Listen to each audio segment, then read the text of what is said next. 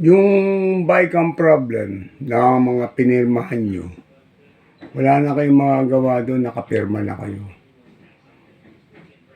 Meron nga nag-walkout di ba? Ayaw pumirma kasi nakita nila blanco. May privilege speech pa. Ayaw pumirma. Mismong kapatid ni Bongbong Marcos ayaw pumirma, privilege speech. Kasi naalalaman niya na may problemang malaki. Pero kayo, wala. Palagay ko matagal nyo nang ginagawa yan, kaya ganyan. Kasi pag unang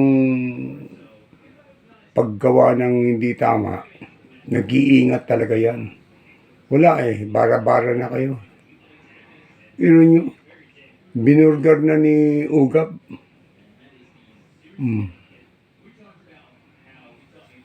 Ano sabi nyo? Liar. Mali yan, di yan, liar. Kung ano-ano pinagsasabi nyo. Nung lumabas na yung katotohanan talaga, ano sabi nyo? Ay, hindi kami kasali dyan, wala kaming alam. Nakapirma kayo. Hindi nyo maayos-ayos yung problema. No? Sobrang laki. Kahit hindi na kayo tumakbo sa Senado, hindi na kayo tumakbo ng presidente, bilyon-bilyon na yung makukuha nyo Grabe. Ang titigas talaga ng mga mukha nyo. May tinatanggi nyo pa. Bukong-buko na. Ngayon, sinampa na sa sa husgado. Haharap kayong lahat dyan. Haharapin nyo yung mga kalokohan nyo yan. Itong nasa nasa Congress, yung mga nag-iimbestiga dyan ng mga magagaling, mahuhusay, ang dami nyo dapat imbestigahan dyan sa inyo.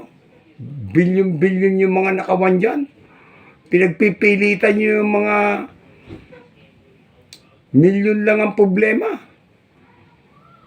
Pinagpipilitan nyo na kurap. Kayo itong mga kurap Kaya yung mga tao, kahit anong tingin sa inyo, kahit anong mga ginagawa nyo, wala naniniwala sa inyo. Mga tuwadkom, walang naniniwala sa inyo. Ito nga mga pipirma kay Sara, wala na. Wala namang boto makukuha yan.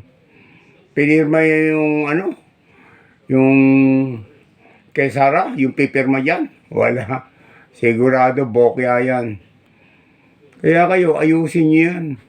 Itong Bicam na to, ayusin nyo. Grabe na yung mga pagnanakaw nyo. Mga magnanakaw na ito napunta sa Kongreso ngayon Talagang grabe kayo. Di na kayo nahiya. Pera ng maliliit na tao yan. Pera ng mga mamayan na naghihirap. Diba? Pera ng mga magsasaka, hampas lupa, yung sinasabi nyo. Mga hampas lupa, mga taong patay gutom, yan sinasabi nyo Mga patay gutom kami, mga hampas lupa kami. Tapos ngayon mag-eleksyon, lalapit kayo sa mga hampas lupa. Kilala namin kayo kung sino-sino yung nagsasabi niyan, yung mga hampas lupa. Mga ulol kayo. Namantikaan na yung mga nguso nyo, nagyabang-yabang na kayo. Matatapos din yung panahon nyo. Darating din ang panahon na diyan naman kayo sa baba. Ganyan lang naman talaga ang buhay.